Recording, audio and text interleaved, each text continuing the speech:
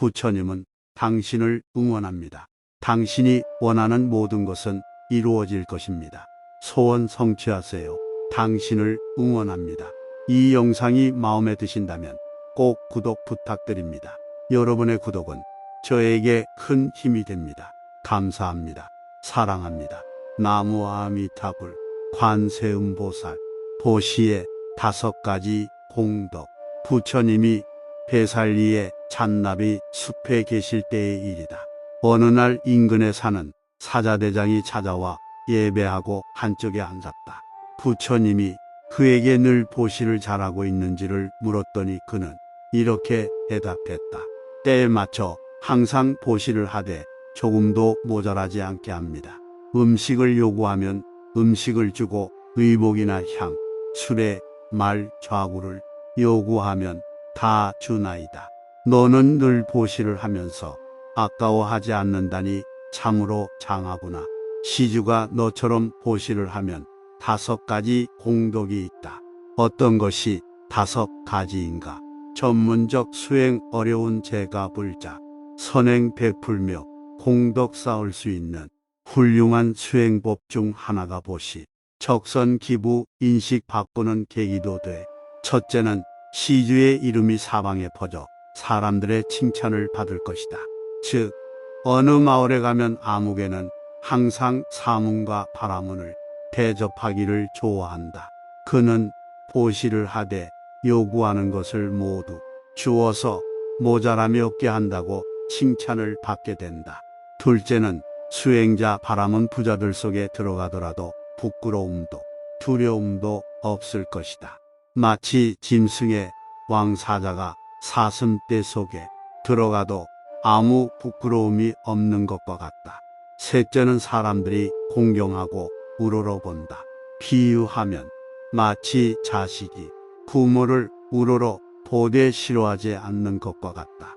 넷째는 목숨을 마친 뒤에 반드시 천상에 오르거나 인간으로 태어난다.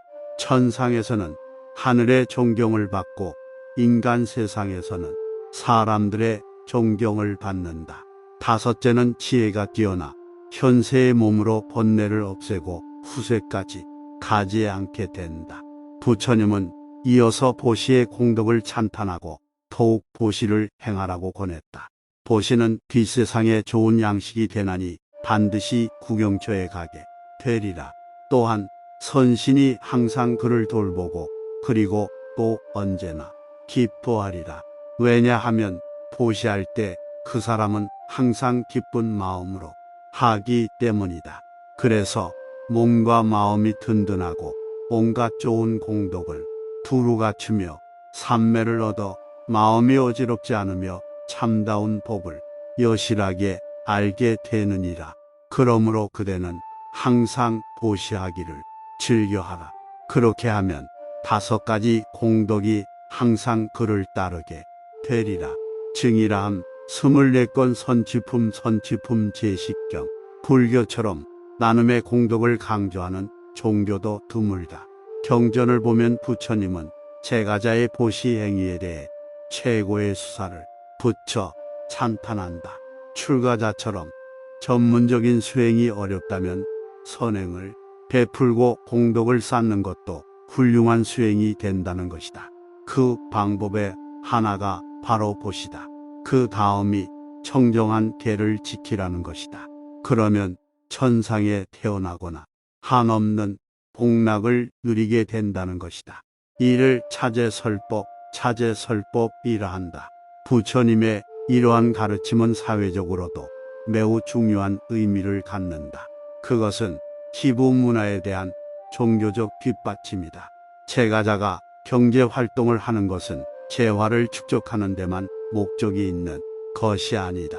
축적된 재화를 보다 가치 있는 일에 사용하기 위한 목적도 있다. 도움이 필요한 사람이나 가난한 사람을 도와주는 것은 재화를 가장 보람있게 사용하는 방법이다. 부처님은 보시의 공덕을 강조함으로써 나눔을 장려하고 사회적 불평등 문제를 종교적으로 해결하려는 노력을 기울였다. 보시에 대한 이러한 의미 부여는 적성과 기부에 대한 사회적 종교적 인식을 바꾸는 계기를 만들어냈다. 인도의 아쇼카 왕은 불교의 이런 권고를 받아들여 국가적 차원에서 복지시설을 확충하고 나눔 정신의 사회화를 실현해간 대표적 인물이다. 오늘날 우리에게 필요한 것도 이러한 나눔의 정신을 보다 확대하는 것이다. 보시는 개인적 차원에서는 공덕을 쌓기 위해, 사회적 차원에서는 개인적 부를 사회적으로 환원하기 위해 거듭거듭 강조되어도 부족함이 없는 아름다운 가치관이다. 보시의 5가지 공덕. 부처님이 베살리의 잔나비 숲에 계실 때의 일이다. 어느 날 인근에 사는 사자대장이 찾아와 예배하고 한쪽에 앉았다. 부처님이 그에게 늘 보시를 잘하고 있는지를 물었더니 그는 이렇게 대답했다. 때에 맞춰 항상 보시를 하되 조금도 모자라지 않게 합니다. 음식을 요구하면 음식을 주고 의복이나 향, 술에 말, 좌구를 요구하면 다 주나이다. 너는 늘 보시를 하면서 아까워하지 않는다니 참으로 장하구나. 시주가 너처럼 보시를 하면 5가지 공덕이 있다. 어떤 것이 5가지인가? 전문적 수행 어려운 제가 불자, 선행 베풀며 공덕 쌓을 수 있는 훌륭한 수행법 중 하나가 보시. 적선 기부 인식 바꾸는 계기도 돼. 첫째는 시주의 이름이 사방에 퍼져 사람들의 칭찬을 받을 것이다. 즉, 어느 마을에 가면 아무개는 항상 사문과 바라문을 대접하기를 좋아한다. 그는 보시를 하되 요구하는 것을 모두 주어서 모자람이 없게 한다고 칭찬을 받게 된다. 둘째는 수행자 바라문 부자들 속에 들어가더라도 부끄러움도 두려움도 없을 것이다. 마치 짐승의 왕사자가 사슴떼 속에 들어가도 아무 부끄러움이 없는 것과 같다. 셋째는 사람들이 공경하고 우러러본다. 비유하면 마치 자식이 부모를 우러러 보되 싫어하지 않는 것과 같다. 넷째는 목숨을 마친 뒤에 반드시 천상에 오르거나 인간으로 태어난다. 천상에서는 하늘의 존경을 받고 인간 세상에서는 사람들의 존경을 받는다. 다섯째는 지혜가 뛰어나 현세의 몸으로 번뇌를 없애고 후세까지 가지 않게 된다. 부처님은 이어서 보시의 공덕을 찬탄하고 더욱 보시를 행하라고 권했다. 보시는 뒷세상에 좋은 양식이 되나니 반드시 구경처에 가게 되리라. 또한 선신이 항상 그를 돌보고 그리고 또 언제나 기뻐하리라. 왜냐하면 보시할 때 그 사람은 항상 기쁜 마음으로 하기 때문이다. 그래서 몸과 마음이 든든하고 온갖 좋은 공덕을 두루 갖추며 삼매를 얻어 마음이 어지럽지 않으며 참다운 법을 여실하게 알게 되느니라. 그러므로 그대는 항상 보시하기를 즐겨하라. 그렇게 하면 5가지 공덕이 항상 그를 따르게 되리라. 증이라함 24건 선취품 제식경. 불교처럼 나눔의 공덕을 강조하는 종교도 드물다. 경전을 보면 부처님은 제가자의 보시 행위에 대해 최고의 수사를 붙여 찬탄한다. 출가자처럼 전문적인 수행이 어렵다면 선행을 베풀고 공덕을 쌓는 것도 훌륭한 수행이 된다는 것이다. 그 방법의 하나가 바로 보시다. 그 다음이 청정한 계를 지키라는 것이다. 그러면 천상에 태어나거나 한없는 복락을 누리게 된다는 것이다. 이를 차제설법이라 한다. 부처님의 이러한 가르침은 사회적으로도 매우 중요한 의미를 갖는다. 그것은 기부 문화에 대한 종교적 뒷받침이다. 제가자가 경제 활동을 하는 것은 재화를 축적하는 데만 목적이 있는 것이 아니다. 축적된 재화를 보다 가치 있는 일에 사용하기 위한 목적도 있다. 도움이 필요한 사람이나 가난한 사람을 도와주는 것은 재화를 가장 보람있게 사용하는 방법이다. 부처님은 보시의 공덕을 강조함으로써 나눔을 장려하고 사회적 불평등 문제를 종교적으로 해결하려는 노력을 기울였다. 보시에 대한 이러한 의미부여는 적성과 기부에 대한 사회적 종교적 인식을 바꾸는 계기를 만들어냈다. 인도의 아쇼카 왕은 불교의 이런 권고를 받아들여 국가적 차원에서 복지시설을 확충하고 나눔 정신의 사회화를 실현해간 대표적 인물이다. 오늘날 우리에게 필요한 것도 이러한 나눔의 정신을 보다 확대하는 것이다. 보시는 개인적 차원에서는 공덕을 쌓기 위해, 사회적 차원에서는 개인적 부를 사회적으로 환원하기 위해 거듭거듭 강조되어도 부족함이 없는 아름다운 가치관이다. 보시의 5가지 공덕. 부처님이 베살리의 잔나비 숲에 계실 때의 일이다. 어느 날 인근에 사는 사자대장이 찾아와 예배하고 한쪽에 앉았다. 부처님이 그에게 늘 보시를 잘하고 있는지를 물었더니 그는 이렇게 대답했다. 때에 맞춰 항상 보시를 하되 조금도 모자라지 않게 합니다. 음식을 요구하면 음식을 주고 의복이나 향, 술에 말, 좌구를 요구하면 다 주나이다. 너는 늘 보시를 하면서 아까워하지 않는다니 참으로 장하구나. 시주가 너처럼 보시를 하면 5가지 공덕이 있다. 어떤 것이 5가지인가? 전문적 수행 어려운 제가 불자, 선행 베풀며 공덕 쌓을 수 있는 훌륭한 수행법 중 하나가 보시. 적선 기부 인식 바꾸는 계기도 돼. 첫째는 시주의 이름이 사방에 퍼져 사람들의 칭찬을 받을 것이다. 즉, 어느 마을에 가면 아무개는 항상 사문과 바라문을 대접하기를 좋아한다. 그는 보시를 하되 요구하는 것을 모두 주어서 모자람이 없게 한다고 칭찬을 받게 된다. 둘째는 수행자 바라문 부자들 속에 들어가더라도 부끄러움도 두려움도 없을 것이다.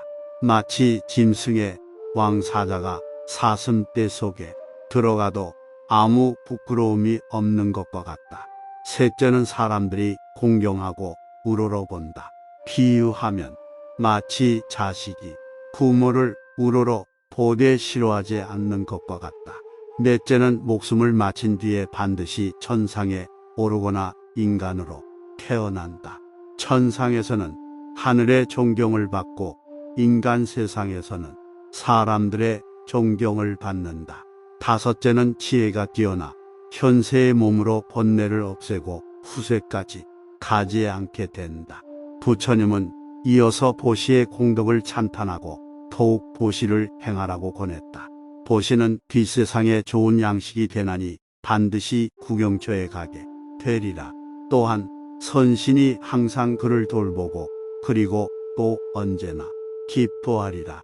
왜냐하면 보시할 때 그 사람은 항상 기쁜 마음으로 하기 때문이다.